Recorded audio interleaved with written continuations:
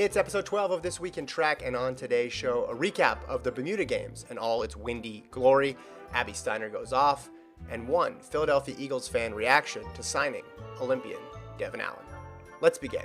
Headlines from the Bermuda Games. Jerome Blake pulls off the upset in the men's 100. Wind. Jasmine Camacho Quinn wins handily in her outdoor debut. More wind. Tiana Daniels edges Gabby Thomas in a thrilling 100. Memes about wind. It was very windy in Bermuda, if you did not notice. Look at some of these readings. This is from the prelims of the men's 100. Minus 4.5, minus 5.9. That ended up being the highest of the day. It was all in their face the entire time. Obviously tough conditions for sprinting. Distance running wasn't easy as well too. Here's Grant Holloway's tweet. Flip the track, please and thank you. It's possible. Think about the athletes and not the viewers. At USATF, at NBC. I like that he tagged NBC here. You have some social media manager for NBC on Saturday afternoon scrolling through, wondering why some Olympian wants him to flip a track. Usually we just get tweets about when the blacklist is on. Anyway, this is a bad idea. Number one, track should care about fans, should care about viewers. Two, it's difficult to flip the track. You have people who paid for finish line seats, and the cameras are set up for the finish line for TV. Have you ever tried to watch a track meet on TV when the cameras are not set up for the finish line? It does not make for a good experience.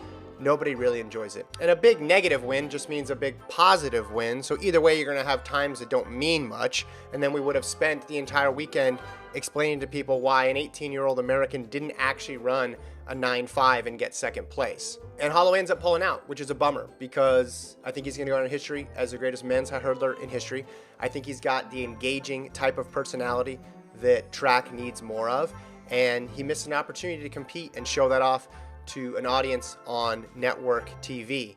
And I thought he would have run. I thought he would have run because, hey, throughout the times, competition for competition's sake, maybe he could have posted a ridiculously fast time into a headwind, not unlike what Jasmine Camacho Quinn did. I know getting pushed back from hurdles can't be very fun, but getting pushed into hurdles isn't fun either. Also, I thought he might run because you want to be ready for all sorts of conditions. Now, are there going to be 5 meter per second headwinds at the championship races?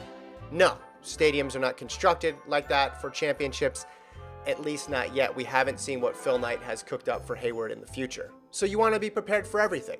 Speaking of wind, Abby Steiner of Kentucky, 22.38 into a minus 5.6. For those of you who like wind conversions, have at it. Here you go. 21.67 with no wind. The crazy part about this, yes, you're reading this tweet correctly, an outdoor personal best. An outdoor personal best into a negative 5.6.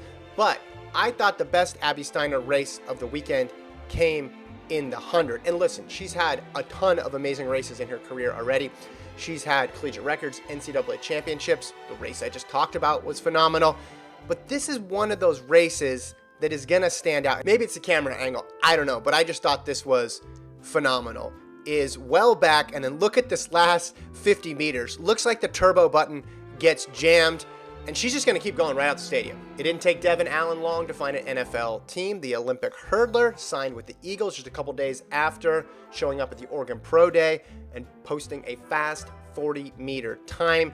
Here to break it all down, the person most qualified to talk about this topic, I'm talking about track and field media member and lifelong Philadelphia Eagles fan, Gordon Mack. Gordon, take it away. We need a punt returner, and if he can catch a punt and run 12.99 with football players in his way, hurdling over tacklers, I think he can make the roster. I hope he does.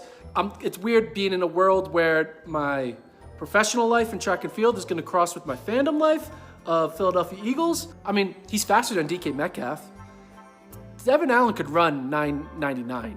Like, he can run sub 10. So, anyway, he's probably the second fastest guy behind Tyreek Hill as of this recording. And we close with some throws. Valerie Allman, 71.46 meters, breaks her own American record in the discus. It was a phenomenal mark. Farthest throw in about 30 years in the women's discus event.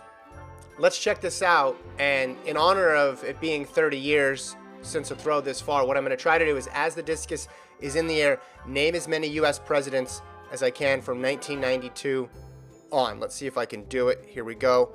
Pressing play. She's in the circle. Thinking. All right. Here we go. Bush, Clinton, Bush. I can't see it anymore. It's gone. That disappeared really quickly. What a throw.